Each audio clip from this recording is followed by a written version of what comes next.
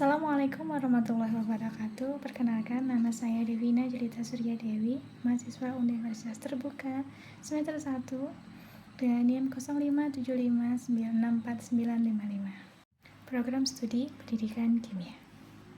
Video ini saya buat untuk melengkapi tugas 1 mata kuliah Filsafat Ilmu. Dalam video ini kita akan membahas bagaimana ontologi, epistemologi, dan aksiologi membentuk dasar-dasar filsafat ilmu. Pernahkah kita bertanya, dari mana asalnya ilmu, bagaimana manusia mengetahui sesuatu itu benar, dan untuk apa ilmu digunakan dalam kehidupan?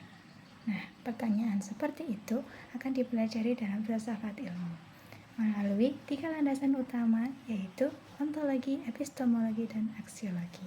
Yang pertama adalah ontologi.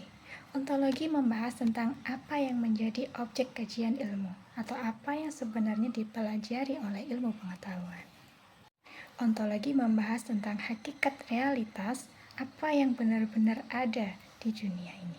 Sebagai contoh, ilmu kimia mempelajari tentang atom, molekul, unsur, dan biologi mempelajari tentang makhluk hidup. Sementara ilmu sosial mempelajari tentang tingkah laku manusia. Jadi, ontologi itu membantu menentukan fokus kajian dan memahami hakikat dan objek yang dipelajari. Kedua adalah epistemologi. Epistemologi membahas tentang bagaimana ilmu pengetahuan diperoleh dan bagaimana manusia mendapatkan pengetahuan yang benar. Dalam epistemologi, ilmu pengetahuan diperoleh melalui metode ilmiah seperti observasi, eksperimen, analisis, pengumpulan data, dan penarikan kesimpulan. Setelah melalui metode ilmiah, kebenaran ilmu tidak langsung diterima begitu saja, namun harus diuji melalui logika dan bukti.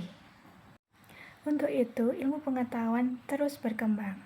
Apabila suatu teori ditemukan dan mengalahkan teori sebelumnya, maka itu juga diterima. Ketiga adalah aksiologi. Aksiologi membahas tentang etika dan tujuan penggunaan ilmu pengetahuan.